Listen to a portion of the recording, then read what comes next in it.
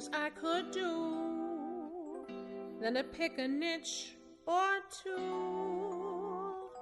Even though there's folks who say it won't matter either way, I suppose it could be true, but there are worse things I could do. Like trying to pretend that everyone is your right audience? Ick.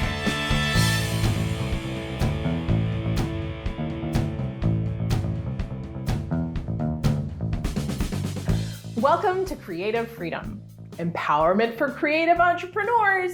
This is where can-do inspiration and how-to education collide to help you own your dreams without selling your soul.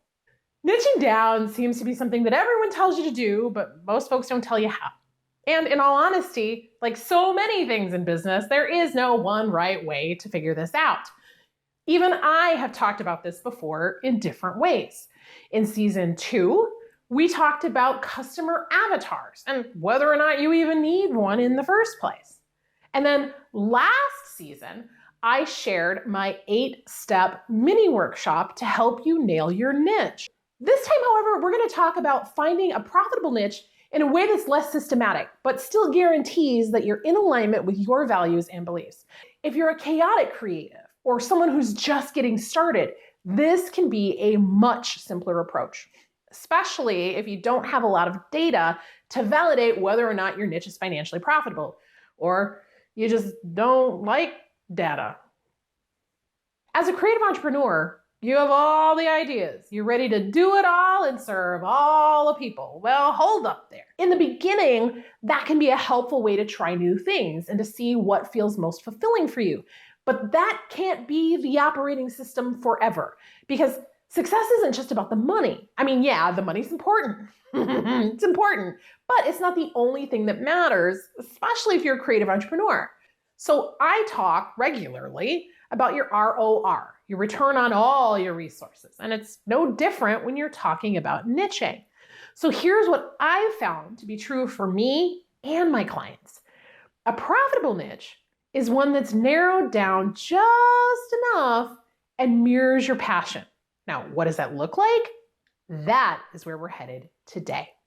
Now, I know for some folks, narrowing down is going to feel like you're being limited or you're leaving money on the table, whatever that means. So here's how I like to look at it.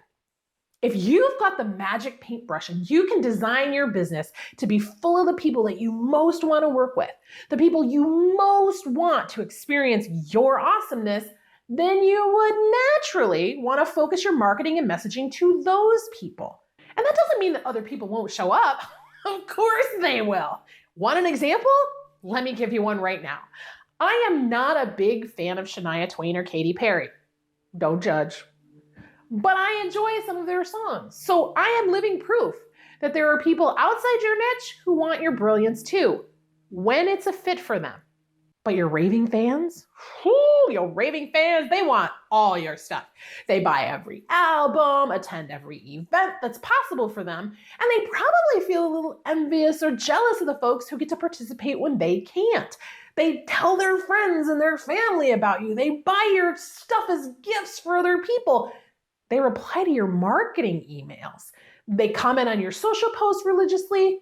And simply put, they just want more of you in their life. They want to be in your presence. I know that sounds weird, maybe a little creepy, but it's true. So think about your marketing resources. Do you want to invest your resources trying to market to everybody with a pulse, somebody who just wants a few things, or somebody who wants it all? I mean, it's going to take the same amount of effort to create your marketing campaigns and materials either way. So that's a wash, but by getting clear on who you're really here to serve, then it's going to be easier to find and reach more of them. That means your marketing efforts are more productive, more efficient, and it probably means your business is more profitable too, because you're investing your resources where you're going to get the best results. I mean, you could plaster your marketing everywhere, but that's a shotgun approach that won't be nearly as effective in the long run. So my suggestion is to focus in on your best audience. Focus in on your raving fans. Then if they want to tell other people about you, have at it. But you aren't the one that's investing those resources. Your raving fans are. And if you haven't heard it already, third-party endorsements are almost always a better way to market. I mean, if you tell people you're awesome, it doesn't sound nearly as convincing as when other people do it for you. Hint, hint, nudge, nudge. So it's not about limiting your work, nor is it about limiting your potential. It's about calling in the right people to your work. And that, in turn, gives you the freedom to say yes or nah to anybody outside your niche, instead of feeling pressured to work with anyone with a pulse because you haven't been clear enough in the first place for the world to truly recognize who it is that you serve. In medicine, a general practitioner doesn't generally charge the same rates as a specialist. At least, that's what my husband's insurance copays tell me. But they're both doctors who are fully capable of examining a patient for minor health concerns. The specialist has chosen to work in a particular subfield inside the medical profession, and they charge accordingly for that specialty. So how do you want to specialize? When you specialize, referrals come more easily because people know who to refer to you. Narrowing down gives you the competitive edge of being the only or one of the only people that does what you do. And that's what they mean when they say, become the go-to person in your industry. There's only one Shania Twain. There's only one Weird Al. There's only one Grease or Captain America or Erykah Badu. And there's only one you. So what do you want to be known for? When you become the go-to, you can specialize in that niche, which means you can charge a premium. More money, more profits, and more creative freedom, yo! That's what I'm talking about. But what's the point in niching down if what you're doing doesn't mirror your creative passion? So our last episode stirred the pot around making sure that your business is in alignment for you, in integrity with who you are and what you want to be about in the world. And if you're out of alignment, niching down is only going to piss you off. Yeah, I said it. So is what you're doing right now a huge buzzkill for you? Are you good at what you do and do you enjoy it? Because both of those are important. Just because you're good at it doesn't mean that it's meant for you. Sometimes it just means you have a lot of practice at it. Maybe because you felt like you had to do it. And I get it. I've totally been there myself. But is there something else that you do better? Is there something else that you're more passionate about delivering in your business? If the answer is yes, then we've got some work to do.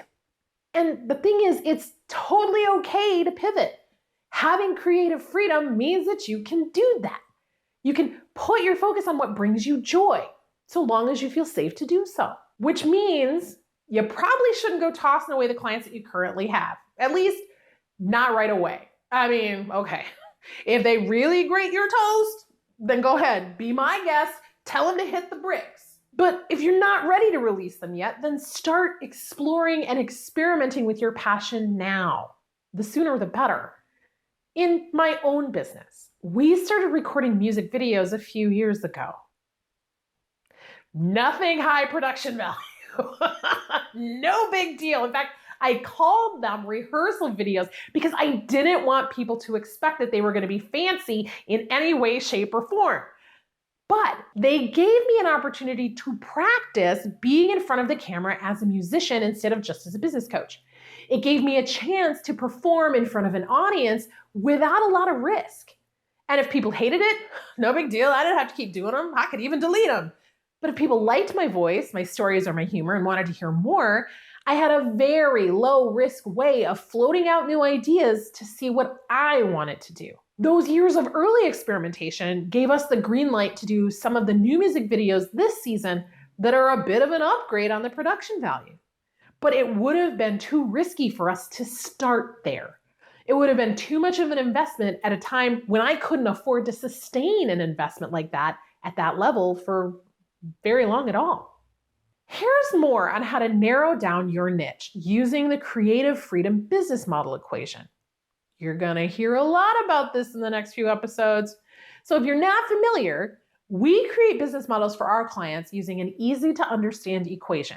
You plus Y plus who plus what plus how equals your business model. I know it's a lot of pluses, but let's dig in. You, what's your passion?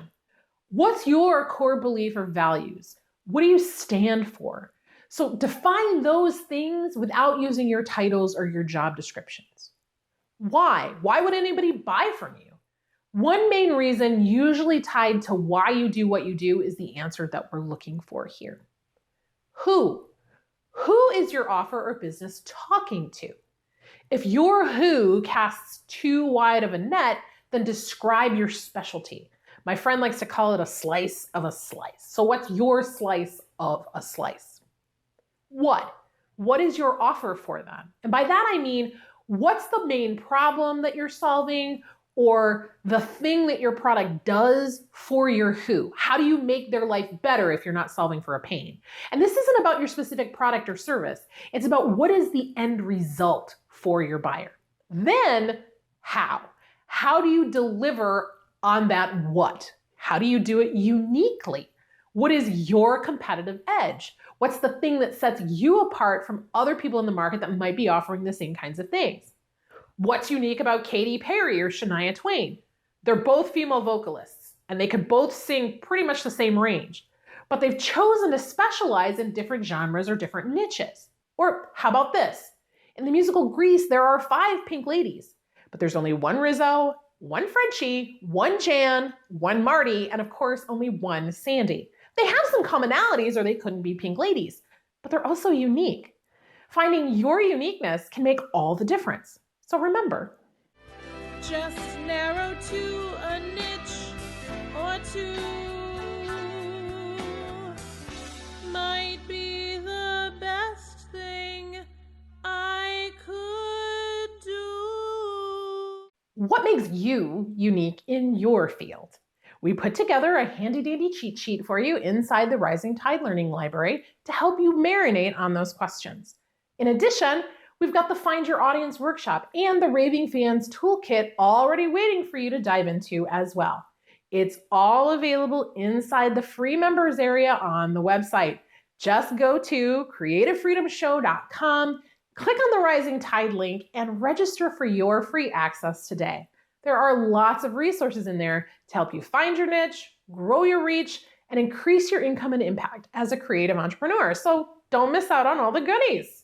This is the moment in each episode where I get to thank you for helping us make a bigger impact in the world. And we appreciate our sponsors and our patrons and every like, share, tweet, follow, and review that you give about creative freedom. Remember what I said about those third-party endorsements? We're still one of the fastest growing shows for creative entrepreneurs because of your help. So thank you, thank you, thank you. Next time, we're going to look at the top 3 business models for creative entrepreneurs and which models are the best for your type. So be sure you're subscribed to our show to get notifications about our upcoming episodes. I hope that we will see you there. And until then, for more inspiration and education to help you end the hustle and own your dreams without selling your soul, come see what's shaking over at LisaRobinYoung.com. You know you want to, and I want you to. So let's do this.